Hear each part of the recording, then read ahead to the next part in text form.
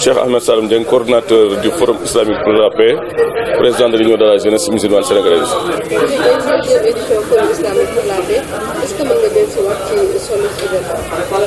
Waaw, comme ni nga ko xamee depuis 2002 association bi dafa initié ginnaaw concours alxuraan bi nga xam ni depuis 1993 dañ ko tàmbali woon ren ñu am ñaar fukki at ak juróom-benn lii depuis 2002 dañ ko tàmbali woon dina am fukki at ak juróom-benn at mu jot ñu jël benn thème central lëkkale association islamique yi nekk Sénégal fukki région ak ñeent yëpp di fi teew at mu jot ak tarixa yi nga xam ñoo ne ci réew mi ñoom ñëpp ñu fi teew seen ndaw di fi teew xam ngeen ni léegi rek doomu Cheikh Abdou Aziz Sy Al Amine mi ngi fi doomu xalifa général des Mourides mi ngi fi di sëñ Abo sëñ Muntaxa yebal ko fi sëñ Madika Seck ba Canaba mi ngi fi sëriñ Ndiassane yebal na fi njabootam tarixa yëpp nga fi woon association yu mag yi ci réew mi yëpp Jamaat Ibadu Rahman Al Azhar bu Cheikh Mouhamadou Moussa mu doon benn cercle d'échange boo xam ne dañu fi dajee di waxtaanee jàmmi Sénégal waxtaan wi xam ngeen ñu koy def mënoon nañu ay murid rek ko def wala tijaan ay xaadir mais dañu jël couche yëpp borom xam-xam yu bëri jóge ci ay kuréel yu bëri di ñëw di def ci waxtaan yooyu di def waxtaan yooyu.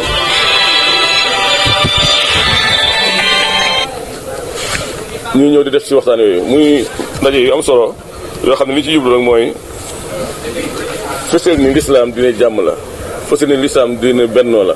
fësal ni lislaam dina bëggante la fësal ni lislaam dina jàppalante la te loolu yëpp nag dafa jot léeg-léeg ñu koy fàttali nit ñi ndax suñu borom subhanahu wa taala moo ne wa zakir fa inna nafaati zikra day leen fàttali nit ñi ndax fàttali dafay jëriñ ñi ko bëgg a jëriñoo ndax nit ñi boo leen bàyyee ñuy teel yi def rek léeg-léeg mën nañoo dem ba defee ne sax li ñuy dund nii mooy dëgg te fekk li ñuy dund nii maanaam jaxaseeb àddina la jaxaseeb réew yi nga xam ni ay noonu lislaam lañu wala jaxase kuréel yi nga xam ni dañuy tuddoo lislaam te dunduñu lislaam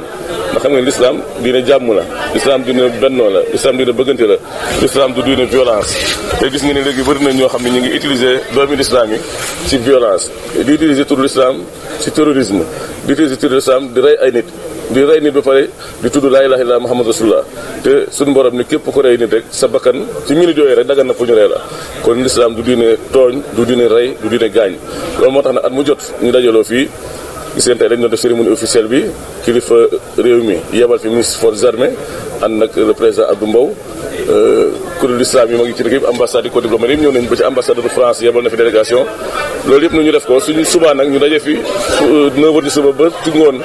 lu mat fukki conférenciers yu mag yoo xam ne ay talent la ñu ràññee ci réew mi ràññee na ci biti réew ñu waxtaan suñu paree nag ci ngoon gi ñu def déclaration de Thiès pour la paix nga xam ne loolu mooy gis-gisu kuréelu lislaam yi ci réew mi du gis-gisu waa Thiès mais kuréelu lislaam yi ci réew mi ñooy wane seen gis-gis ci bu ñu bëggee Sénégal am jàmm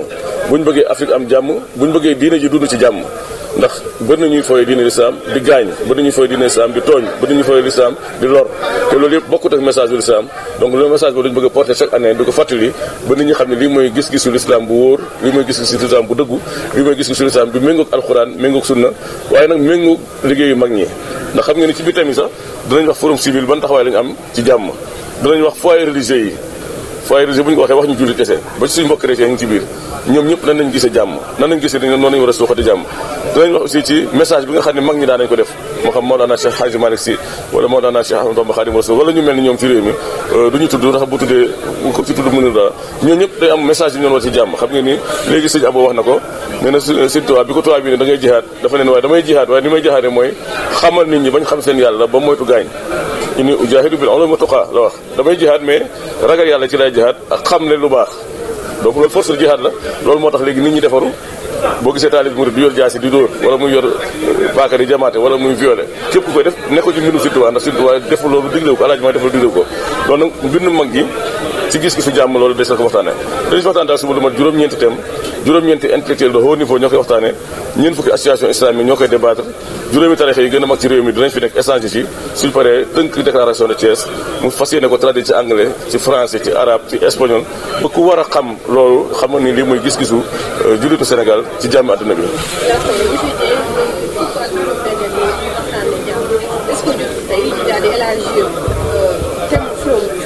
Sénégal donc la jàmm di concerné parce que ñun dañuy am jàmm Sénégal mën na bañ a am jàmm comme ni ko ambassadeur Palestine bi waxee léegi est-ce que bésu tey forum bi ñu élargi comme ni wàññi. non xam nga jàmm ji waxuñu ni jàmm Sénégal jàmm askan wi la ñuy wax jàmm askan moom mooy jàmm fépp fu ne résolution yi chaque année dina ci am point boo xam ni dañ ciy manifesté waat renouveler renforcer suñu solidarité ak les peuples palestiniens ndax loolu moom mooy li ma wax sànq sama discours dañuy continuer di ko ñaan ba ko Palestine di dund ci indépendance ndax Palestine su ne boo dee xool ci àdduna bi yëpp mooy seul pays boo xam ne ba tey ñu ngi dund ci nooteel maanaam fu ne ambassadeur bi du bu ko neexee lay dem Palestine waa Palestine du ba neex la ñuy génn léeg-léeg ñu toog lu ma juróom benn weer yoo xam ne dañuy def séché la fa kenn mën a génn réew ma léeg-léeg ñu bëgg a dem seen jumaa ji nga xam ne mooy jumaa ji nekk xiblatul muslimin ñu xañ leen ko ba duñu fa mën a jullee donc jàmm ji dañ koy waxtaane Sénégal mais jàmmu l'islam la jàmmu Afrique la jàmmu àddina la jàmmu diine jàmmu alquran karim la message bi daal message fort la boo xam ni li ci jublu mooy mu tasaare ci àddina bi suñu référence ci àddina bi mooy jàmm ji ñu am xam ngeen Libye man mi ko xam ne ku muy noonu Libye laa bokk na ci réew yi gën a riche ci Afrique léegi te fi may wax yéen bokk nañ ci réew yi gën a ndóol ci Afrique gën ci dellu ginnaaw ndax ñàkk jàmm xam ngeen ni Syrie lu mel noonu a fa am xam ngeen ni Irak bokk na ci réew yi gën a nit ci réew yi gën a naat ci réew arab yi lu tax Irak tey dellu ginnaaw mooy ñàkk jàmm du leneen Sénégal nag li ñu am nañ ko aar nañ ko sàmm suñ ko aarul sàmmuñu ko mën nañoo xëy yées ñooñu te alxuraan daf ñoo atte ba pare parce que dafa ne wala tanaazaw fa tafshalu wa tazhaba riihukum bu ngeen xëccoo da ngeen échec te bu ngeen échecgee seen effort yëpp dafay naax saay mbir mi ñuy wut nii ku ne am ko droit wut ku ne am ko droit laaj soo amee xam ne yàlla jox na la boo amul xam ne yàlla xañ na la waaye bu ñu xëccoo bu ñu xeex bu ñu gaañ bu ñu toj ndax boo tojee oto bi say dooma ci war wala say doomu xarit wala say doomu soppi wala say doomu dëkkandoo boo tojee école bi ay doomu Sénégal yi ci jàng boo gaañee nit kooku mën naa wala gaañ sa bopp te loolu yëpp fitna la jur te dañu ne ak fitnatu naa'imatun la'ana Allaahu man ayqazahaa fitna mi ngi nelaw yàlla rëbb na ko yee kon nag xam nañu yee fitna baaxul lu ñuy def daal nañu ko def ci sago def ko ci teeyu bakkan def ko ci jikko ndax yonte bi sax yu ko suñu borom tàgg dañ ko li ñu tàggee mooy jikko yu rafet yi jikko yu sell yi jikko yu baax yi képp koo xam ne yaa ngi woote lu safaan loolu nag nekkoo ci yoonu jub waxuma. Salam alaikum, je suis l'ambassadeur de l'État de Palestine au Sénégal. Je m'appelle Safwat Ibrahit. Monsieur l'ambassadeur, tout à l'heure vous avez tenu un discours important concernant la coopération entre l'État du Sénégal et celui de la Palestine. Pourriez-vous revenir un peu sur ça? Bon, pour répondre brièvement et directement à votre réponse, je ne peux pas m'empêcher, à chaque fois je me donne la parole, de rappeler les liens historiques parfaitement établis entre nos deux peuples, entre nos deux pays. Non seulement, et ça je vous le rappelle, non à commencer avec l'indépendance du Sénégal, mais beaucoup plus loin que ça. Ça remonte vraiment aux dates antérieures. Depuis l'indépendance du Sénégal, du premier président Senghor au quatrième actuel président, son Excellence M. Macky Sall, l'État du Sénégal, représenté par tout niveau des politiciens, parlementaires et aussi au niveau populaire,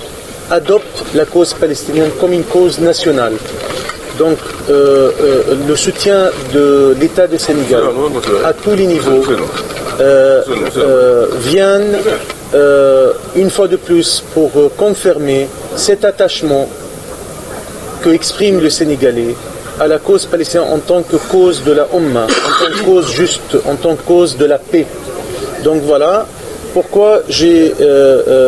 mon frère Cheikh Ahmed Saloum Diang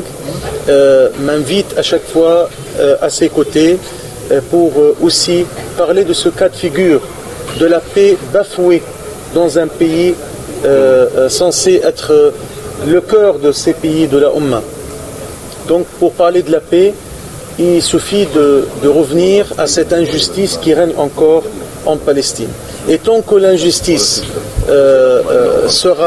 règne encore et sera sans aucune sanction, malheureusement la paix sera toujours illusoire. Et pour retrouver la paix et l'unité de cette Ummah, nous devons, par le dialogue, mais aussi par la résistance populaire, parler de la Palestine, et traiter la question palestinienne d'une manière juste et par la voie légale, par la justice internationale. Pourquoi nous avons un arsenal des résolutions unisiennes adoptées chaque année. Nous avons des dizaines et même des centaines de résolutions qui soutiennent la lutte légitime du peuple palestinien et sa cause et ses revendications et ses aspirations tout à fait naturelles. à un État indépendant avec Al-Quds comme capitale. Nous avons tous ces résolutions pour garder dans les tiroirs ou pour être appliquées. Malheureusement, quand il s'agit de la Palestine, le droit international fait exception encore. La volonté de certains États, de certaines grandes puissances du monde, impose par leur veto le barrage, de voir les Palestiniens jouir de leurs droits incarnés dans le droit international et à travers des multiples résolutions unisiennes et du Conseil de sécurité. Donc voilà, la Palestine, aujourd'hui, il y a 2-3 jours, préside le groupe 77, plus la Chine, le groupe le plus important au sein de la communauté internationale, c'est-à-dire plus de 140 pays qui constituent ce groupe. C'est un groupe des pays non alignés à la base, créé dans les années 60, durant la guerre froide. La Palestine était élue par tous ces pays en tête de ce groupe pour montrer et pour signaler à la communauté internationale, au reste du monde, aux certaines grandes puissances, qu'on ne peut pas rester dans la complicité. On ne peut pas laisser la Palestine exception. On ne peut pas laisser la Palestine hors du contexte juridique international. La Palestine fait partie de la paix internationale, fait partie de la sécurité internationale. Donc, il faut vite et très vite agir pour à la fois réprimer l'injustice et ceux qui maintiennent l'occupation injuste de la Palestine et leur colonisation, et en même temps rétablir l'ordre, rétablir la paix en donnant aux Palestiniens leur droit d'exister et d'exister dans un État indépendant comme tout autre État du monde entier, sans plus ni moins. Voilà, nous ne recherchons pas autre chose que l'application de ce droit international et de faire paraître, de faire émerger la Palestine comme État à part entière. Malheureusement, le Conseil de sécurité est dirigé par un certain grand puissance qui impose à chaque fois le veto. Donc, on est toujours bloqué. Et la paix avec nous est bloquée. Voilà, le forum islamique de la paix, ou pour la paix, ici à Thiès, dans sa 16e édition, traite parmi d'autres sujets, mais je crois que c'est le sujet central. On a vu la déclaration de l'ancien forum qui a fait référence importante à la question palestinienne. Je crois que cette année sera pareil, toujours le souci, voilà, le souci que partage tout le monde ici, savants, imams, toutes sortes de populations, toutes sortes d'associations qui se regroupent pour aussi adopter la Palestine comme une cause de la paix, et ce qui n'est pas une cause de problème. Hein. Et il faut pas donc, il faut dénoncer toute confusion entre la résistance d'un peuple qui souffre, un peuple qui est sous occupation, avec des groupuscules obscuristes qui appellent à la violence et qui appellent à la meurtre. Ça, ce n'est pas de chez nous. Nous sommes un peuple qui souffre, un peuple qui résiste, un peuple qui résilie chez lui, jusqu'à ce que le droit international nous donne raison, jusqu'à ce que la communauté internationale nous fasse triompher notre droit d'exister sur cette terre.